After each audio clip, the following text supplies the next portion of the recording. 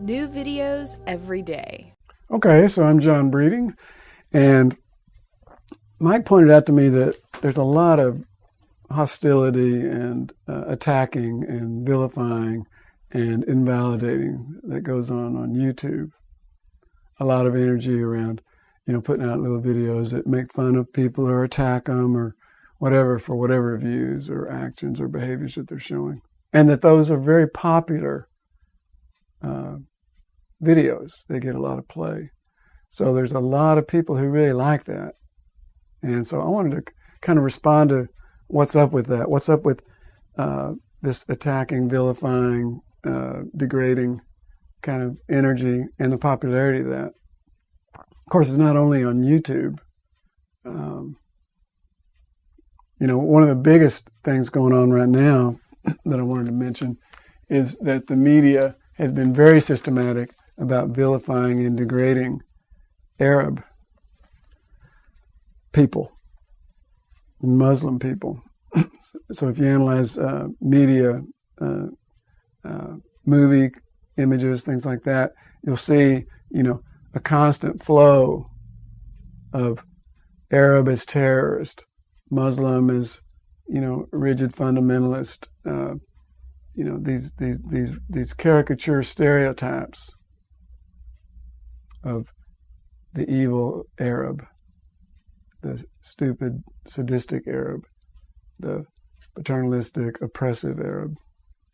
There's a guy named Jack Sheehan who has a new book and a new documentary called Real Bad Arabs, and it's REEL, Bad Arabs. Subtitle, How Hollywood Vilifies a People. He just systematically analyzes the media images. It's real similar to what Sam Keane did with his book, The Faces of the Enemy, where he showed that any time a country goes to war, they create almost cartoonish negative images of whoever the enemy is, whether it's the Jap or the Spick or the Nazi or whoever it is, and now, of course, it's Arabs. What's up with that? And what's up with that energy?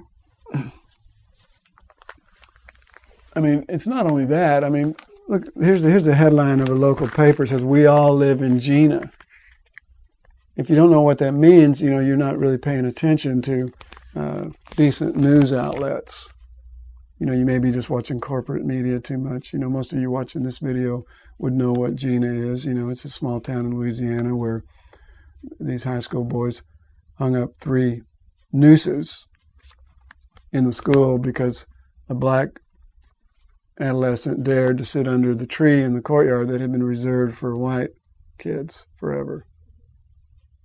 After that, the whole assembly body of black kids all mobilized and sat under the tree. After that, the local DA threatened them. After that, in a couple of incidents where white people had attacked black people, a white kid was beat up and 6 black kids were charged with capital murder, and it's become a national call to action against racism in this country.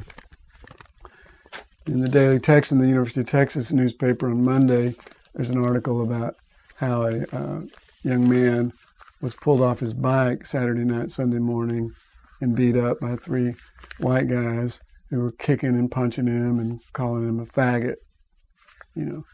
So there's that hostility and aggression against someone who's considered homosexual. So this dynamic, what is up with this dynamic, and why do people enjoy it so much, apparently, or at least get caught up in it? It's not right. It's not the way human beings are meant to live. The reality is we're all in this together. Who does it really serve to be attacking each other and vilifying each other? Ostensibly it makes someone feel better because they're better than that faggot, or they're better than that nigger, or they're better than that dirty Arab.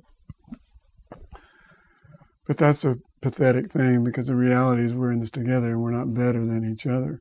What leads people to believe that? You don't see that when babies are born. You don't see that in little children. That has to be instilled. That's not human nature. Who it serves is an economic and power structure that's severely imbalanced. It serves an elite power group to keep everybody else fighting against each other. It's a classic technique of divide and conquer. It's a classic thing of pitting people of color, white people against people of color, women against men, sexism, straight people against gay people, one ethnic group against another. Who does it really serve? It distracts everybody from focusing on the tremendous inequity.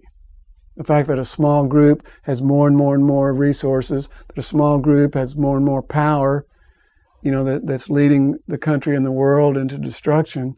And instead of focusing clearly on that shoulder to shoulder, there's all this infighting. That's who it serves. It's a classic technique of oppression. It needs to stop. People need to wake up. It's not funny. It's stupid. Patterns are always stupid. Oppression is a systematic mistreatment of a group simply because they're part of a group. That's oppression. And it's economically driven, really. It keeps a certain power in place and keeps the people from focusing on that. But psychologically, it's a pattern that has to be installed. You have to hurt a child, and it hurts a child to see another child hurt, and you have to hurt them and shame them into adopting the pattern that their elders are doing, called you don't play with those black kids or those Arabs or dangerous terrorists or whatever, and you give the images associated with that. That's what the media does, and then you model that for the children. It's a fairly simple dynamic there. You have to include some harsh things so that you inflict pain and distress that leads people to be able to adopt beliefs that are clearly irrational. You use your rank unfairly. Unfair use of rank causes revenge.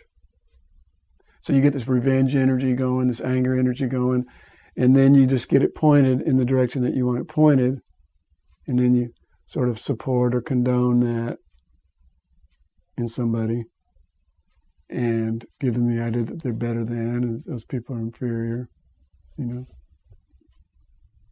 you take this basic survival energy of anger in the face of threat or danger, and you get it turned this way, and it has some juice in it compared to normal apathy and indifference. And you feel like you're something and you're important and you got some energy. It's nothing like the energy of enthusiastic coming together to do something that's really righteous, or the coming together to celebrate love. It's nothing like that. It's kind of a pathetic substitute, but you get that. So you have the hurt and the anger, you get it placed a certain direction, you get sort of supported and rewarded for that. Maybe you feel like you're powerful. You act out the very thing that happened to you, and you pat yourself on the back that you're patriotic because you know Arabs are terrorists. But look at the reality, what is it, 1 billion people in the world are Muslim? You get 1% of those people. If you really had that many terrorists, you would really have a destroyed world. We're in this together. I don't know how well I've said this, but there are no real bad Arabs. One of my teachers said, there's bad people and there's good people. And the bad people are good people too. They've had patterns installed into them. If you believe those media images or just subject yourself to those media images, and you allow yourself to play in that game and think that that's really cute or funny, or that that's what power is, you're real confused. And so it needs to stop.